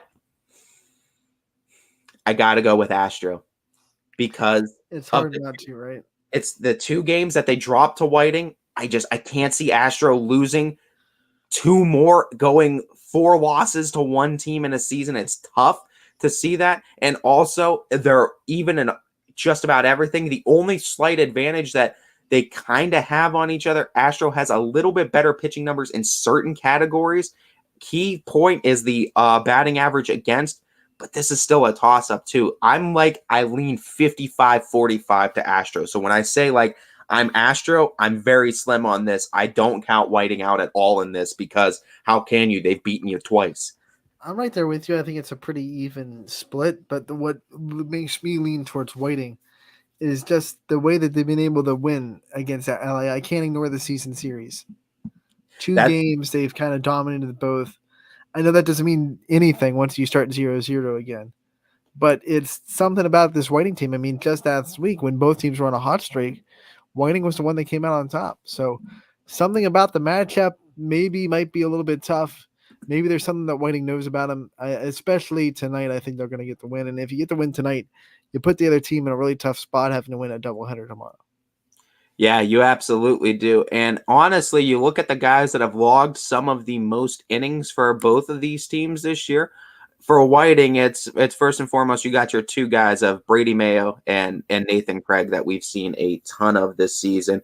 Mayo supporting a 2.31 ERA. Craig a 1.53 ERA. Mayo for Whiting has a total for the strikeout count. Oh, I just lost it. 35 strikeouts in 35 innings. Craig 39 and 32. On the other side for Astro, there are two guys that have logged the most innings for them too, and they have a lot of pitchers, but they're two guys that have logged the most. You're looking at Drew Kashchak too, 19 innings on the season, 1.11 ERA, 18 strikeouts to 6 walks, and then Jacob Hayes too, also 21 strikeouts, 10 walks, 1.94 ERA over 18 innings. So some possible guys that can get the bump on the mound tonight for game one. All of these guys sporting ERAs of like under 3 or just low 2s to sub 2. Like some good pitching talent you're going to see go up against each other. I'll take Whiting in 3. I'll say they win tonight. Astro comes back, wins game 1 tomorrow. Whiting wins the nightcap. I say Astro in 3. I say Astro in 3. I think Astro comes out tonight. They get their win. They're getting their vengeance after the 2 losses in the regular season. Whiting's going to come back and tie the series up because you're going to have to, right? Whiting's not going to take it. But I think Astro's going to sneak out of that third game, too. It'll be a close one, but I think Astro's going to have just enough to get it done. Let me put this out to the universe. I think if Astro are going to win, I think the way they do it is they lose tonight, but they come back and win 2 in a row tomorrow. You're saying 2 in a row? You're saying the 3? If that's Astro's road to victory, because I feel like they Whiting gets a little bit confident tonight, and then but once that Astro team gets momentum, and then it gets in the back of the head, it's Astro, it's the history, it's the name on the front of the jersey, a little bit intimidated, maybe a little bit tight, and maybe Whiting drops game 2 tomorrow. Could be. We got game 1 in store for you tonight of this 3-game series. The winner goes on to the championship in 16U. So there's only 2 spots at the table, and there's 4 teams fighting for it. Ty, we have more games to talk about. Let's talk about Creekside versus Avalanche in this 16U division. In the same division, in the same Levy division, Avalanche came out on top. Creekside finished 3rd, but they've played each other 3 times already. And this is a case where Avalanche holds the 2-1 series against them. And like we said, the closest game was that loss that Avalanche had to Creekside 10-6 earlier in the season. But these two teams, it's been a lot. 4 runs or more has been the differential in runs scored between these two teams in the 3 matchups they've had. And honestly, you look at the team stats and just what these two teams are doing.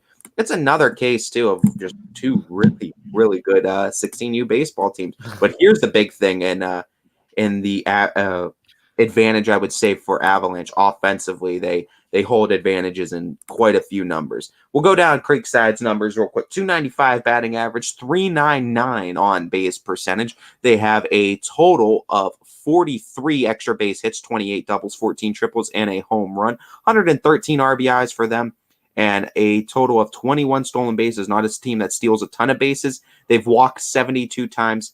They've struck out 162 times batting-wise. On the other side for the Avalanche, 349 batting average, 448 on-base percentage, and then their extra base hits through the roof. And listen to this, 63 extra base hits for Avalanche on this season, 44 doubles, 16 triples, 3 home runs. They've batted in 153, and they totaled a 67 stolen bases, along with a total of 101 walks to 93 strikeouts. So offensively, advantage Avalanche in this season, man. Absolutely, offensively. We're going to take another break. When we come back, we will talk about 18U and the matchups tonight in the playoffs for 18U. When we get back on Running Point, brought to you by Greenwood Chevrolet in Austintown. It's a new year at Acura of Boardman and Boardman Mitsubishi with huge savings on over 350 fully inspected vehicles. We have cars, trucks, SUVs, minivans, and work vehicles. We don't have it, our team will find it. We aim for 100% credit approval with payments as low as $99 per month. And as always, we'll pay top dollar for your trade. For a great vehicle and a great experience, come see why everyone is stopping by at Acura Boardman and Boardman Mitsubishi. You're not waiting to see what the world has in store for you. It's more about what you have in store for the world. All you need is the opportunity. All you need are the resources of a large university and the advantages of a personalized academic setting, where you can experience new worlds in the arts and sciences, business, and education, and make them your own. We are where you shape your future. We are Youngstown State University, and proud. You know, being able to have success on the football field and the basketball court and just every aspect of, you know, my sports career is now documented. You know, one of the greatest things about high school sports is to be able to talk about it for the rest of your life and to look back on the days with my buddies whenever we would have some battles, whether it was with, you know, our rival or just another game. And I could go back and look at it and, you know, not only myself, but my family members, my teammates, and it's something that will last a lifetime. My name is Parker Sherry, and my sports network is your sports network. It's storm season. I think we're under the gun for some heavy storms over the next couple of hours. And Storm Tracker 21 is ready. This is probably the one we're keeping a closer eye on. On air. And locally, we're going to have a lot of eyes on our area. Online. All right, let's talk high-risk futurecast and the timing of this weather. On social media and on our app. Notice we'll have scattered showers on Thursday. Stay ready with Storm Tracker 21. The severe weather threat now through around sunset this evening.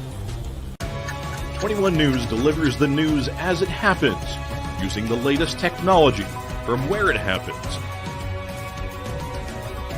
Live here outside the Mahoney County. On air, online, Wednesday afternoon weather update. Very dangerous. and on the 21 News social media platforms. I'm on the road right now. 21 News, the Valley's only locally owned source for trusted news since 1953.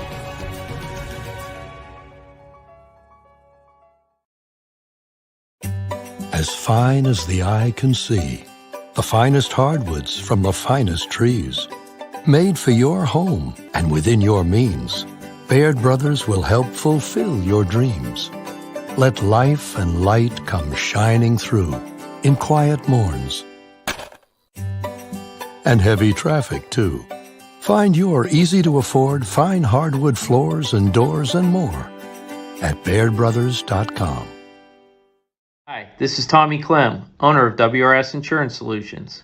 WRS Insurance Solutions is a local independent agency that specializes in life, Medicare, long-term care, and disability products. Call us at 330-953-3722 or visit us at wrsinsurancesolutions.com to learn more. Good luck to all the student athletes in the Valley. For a great vehicle and a great experience, come to Boardman Mitsubishi today. As always, our full lineup of Mitsubishi models comes with a standard 10-year, 100,000-mile powertrain warranty. Boardman Mitsubishi, your hometown Mitsubishi dealer since 1999. But now you can see every school, to the smallest school, to the intermediate schools, to the schools in the outlying areas. It gives you coverage that you could just never get to before. It's something that's great to experience, and it's opened up a whole new wave of sports viewership. The possibilities are endless here at YSN. Push the envelope every day. Try something new. If it works, great. If it doesn't, well, let's try another angle, and we just keep moving forward. My name is Mike Ackelson, and my sports network is your sports network. Welcome back to Running Point on YSNLive.com, brought to you by Greenwood Chevrolet in Austintown. Anthony Harbig alongside Ty Bartell, and we continue this Tuesday episode. Ty, we talked about 16U and the matchups going on in Class B tonight. Let's talk about the 18U matchups.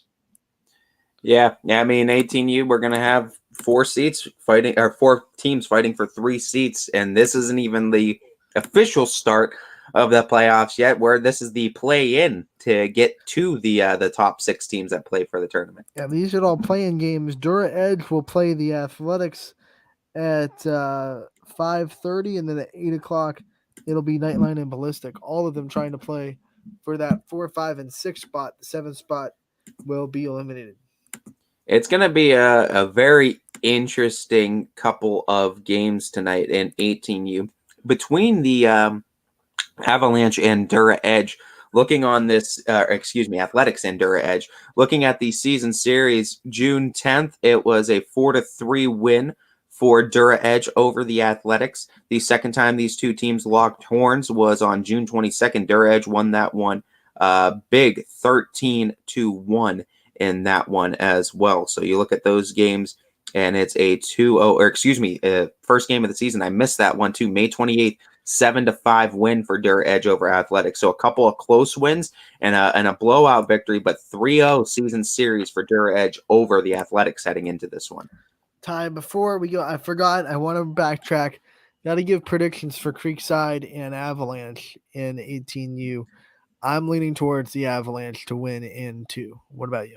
I'm leaning towards the Avalanche. I'm going to say in 3 just because of Creekside's pitching. I think that they have some better pitching numbers here and there too, especially as far as like the whip is concerned too. A little bit better numbers there. Batting average is fairly close. They have more strikeouts.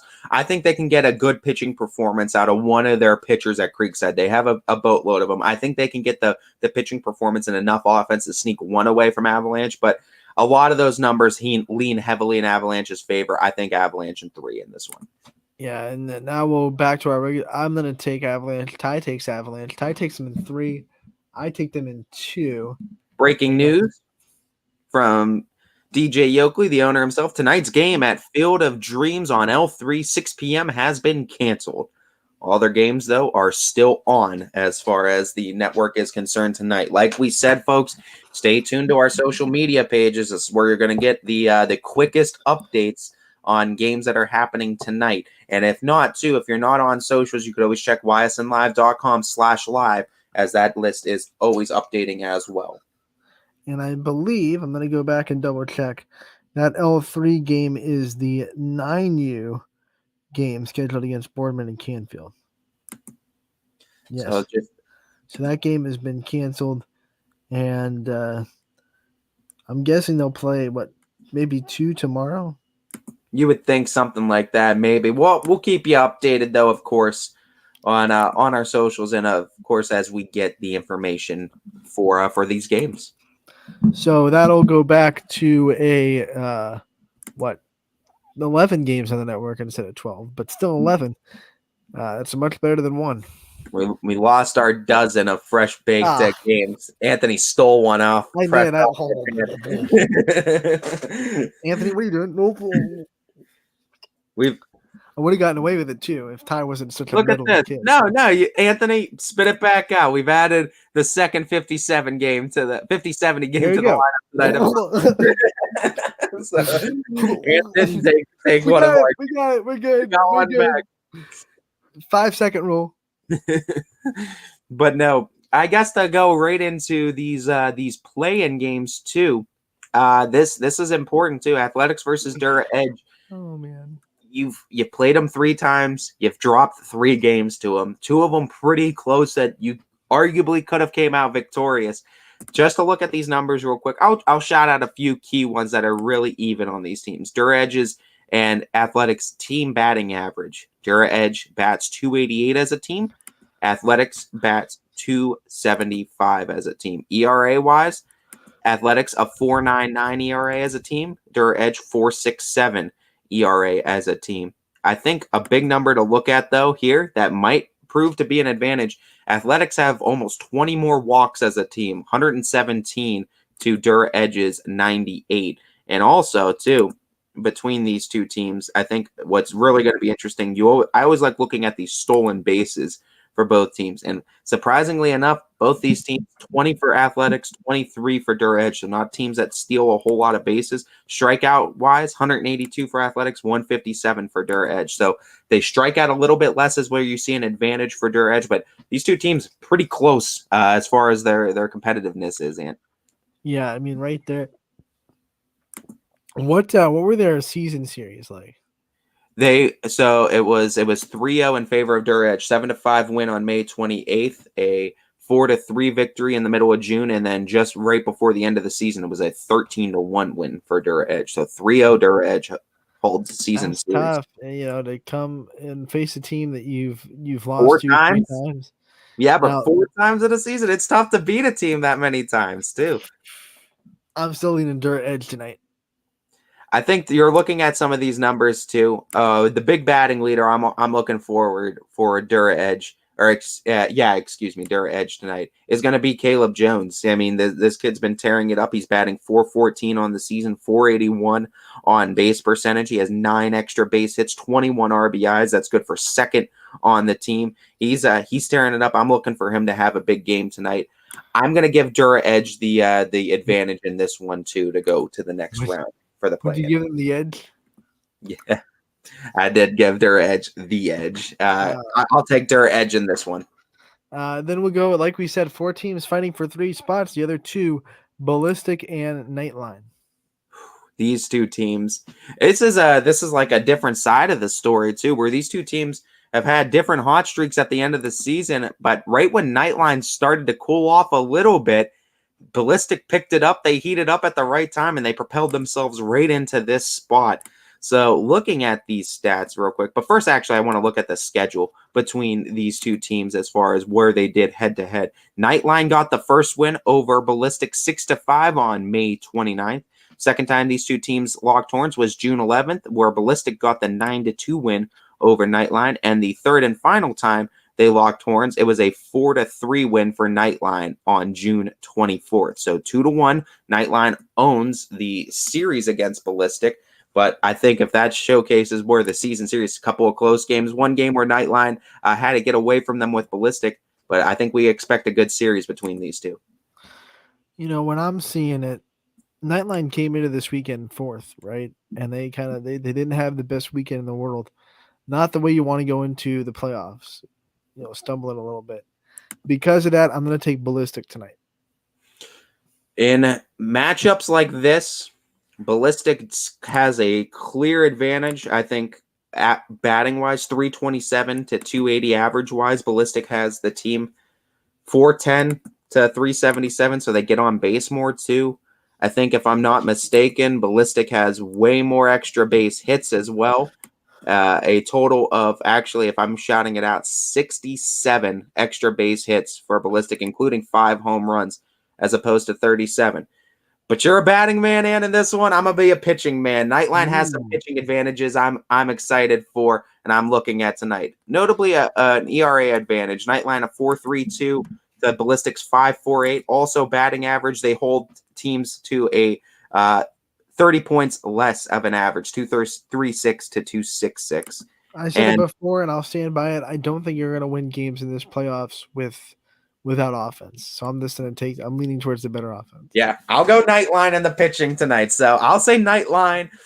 I'll say Nightline in this one. I'll say Nightline because it's not a series. I almost said the series count. No, Nightline. Right, so the way this will go, losers are not out. The 2 losers will play again tomorrow, and the 2 winners will play each other tomorrow. So that's what our Wednesday will look like in 18U. It's still TBD versus TBD on the website. We'll let you know, obviously, as that happens tomorrow. I think if you lose tomorrow, you're out. And then that's how they'll decide who the winner of the losers game tomorrow will probably get the 6, and the loser of the winners game tomorrow will get the 5. The winner will get the 4. The first to 2 wins gets the 4 seed. The first to 2 losses is out. And the 1-1 teams, you just kind of hash out who gets 5 and 6 in that one. I don't think you have to. I think I would imagine. Well, I don't know how they'll do it. Maybe they'll do it. I was thinking the winner of the losers game gets the 5, and the losers of the winners game gets the 6. But I don't know how they'll do it because they'll both be 1-1. Unless you make those 2 teams play again to hash out 5 and 6, another game. But I don't know. Do they have a scheduled spot for that? That's a good question, though, I guess. Wait. I'll go into Thursday. Yeah, check and see if maybe there's a scheduled spot Thursday, for that. Avalanche play the winner of the 6th seed. 4 versus 5 seeds play on. So 5, 6. So they will play. I don't think it matters because they'll play each other, 4 and 5. So the 1-1 teams will play each other to hash out who's going to get the 4 and 5 seed then. Well, they're technically playing each other anyway, so it doesn't matter. Yeah. Who's the 4, Oh, who's the okay. 5. You're right. So it's just record-wise then. I got you. But that's gonna be wild. So by Thursday, we're gonna have the playoffs all kind of determined then. Right. This is gonna be crazy. The next 2 days are gonna determine the 3 seats, and we previewed all those games. It's Ballistic, Nightline, it's Dura, Edge, and Athletics right now. Only 3 teams can make it to the next level. 3. What 4 teams fighting for 3 spots, and we'll know by tomorrow night. By the end of tomorrow night, who stays alive. We're certainly excited for it here on and the Avalanche is just sitting and waiting. And then Astro and Creekside are even waiting longer. Yeah, they certainly are. But hey, rest versus rust debate is going to be in full effect, and we're going to be talking a lot about it on the network tomorrow as we're going to get a lot closer to getting this 18U division figured out. All right, so we thought we had 12, then we thought we had 11. Now we are back to 12 games on the network tonight, as we will have both games at McCoon Park now at the 50-70 tournament. Now it will be games at 2 and 5. Matt Mayer will be at both of them. He'll stay at McCoon Park. We will have the 4 games from Scene Park. Dom O'Brien will be at the 5:30 game on Scene 1, and then he'll be at the 8 o'clock game at Scene 1 as well. Alec Caberta will be on Scene 2, and Ian O'Brien will be on Scene 3. For the Field of Dreams, like we said, DJ Oakley going to be doing the 12U baseball from L1. The 10U baseball will be Noah Ricks from L2. And then I will have the softball championships between 10U and 12U at 6 and 8 o'clock. Looking forward to it. It's going to be a packed night on the network, so make sure you tune in. ysnlive.com/live is where you go to find your appropriate teams matchups, and they'll be updated there. Our wonderful tech producer Brian does a great job keeping that page really loaded and really updated. So we'll have that updated very soon with the new changes, and that's where you'll find the games. ysnlive.com/live, and Casual Sports Podcast will be coming up next from 2 to 3. Power Hour from 3 to 4, and then once again 12 games on the network tonight. Me and Ty, we're taking a 22-hour break. We'll be back tomorrow from 12 to 2. Another week of Brian Tonar, another week of Scotty Mincher. It'll be fun, and we'll see you all next